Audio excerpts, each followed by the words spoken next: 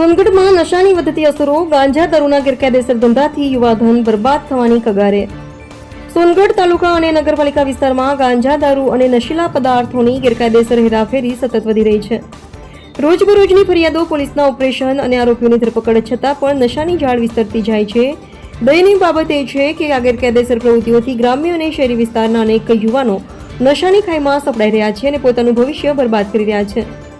તાજેતરમાં સોનગઢ પોલીસે 2.9 કિલોગ્રામ ગાંજા સાથે એક ઇસમને પકડી પાડ્યો હતો, જ્યારે 3 અન્ય ઇસમો ફરાર છે. આ ઘટના એ સાબિત કરે છે કે ગાંજાનું નેટવર્ક સોનગઢ વિસ્તારમાં કામ કરી રહ્યું છે. કેટલીક ફરિયાદો અનુસાર સ્કૂલો, કોલેજો અને ખાસ કરીને વસ્તી વિસ્તારોની આજુબાજુ આવા પદાર્થોની ઉપલબ્ધતા સરળતાથી થાય છે. સ્થાનિક રહેવાસીઓ જણાવે છે કે આજે ગામના તળાવ પાસે, રોડના ખૂણે અથવા પાનગલા નજીક નાની ઉંમરના યુવાઓ ગાંજાની ચિલ્લમ અને દારૂની થેલી સાથે જોવા મળે છે. દરરોજ કોઈ નવો બાળક આવા ચક્રમાં ફસાઈ જાય છે. આ ઘટનાક્રમ સામે હવે માત્ર કાર્ય નહીં પણ સામૂહિક ચેતનાને ટકી રહેલી લડત જરૂરી છે. શાળાઓ, ગ્રામ પંચાયતો અને મહાનગરપાલિકા સાથે મળીને યુવાનોએ વ્યસન મુક્તિ તરફ દોરવા માટે માર્ગદર્શન શિબિર અને સાંસ્કૃતિક પ્રવૃત્તિઓનું આયોજન કરવું પડશે. રિપોર્ટર હાર્દિક જોશી, સોનગઢ.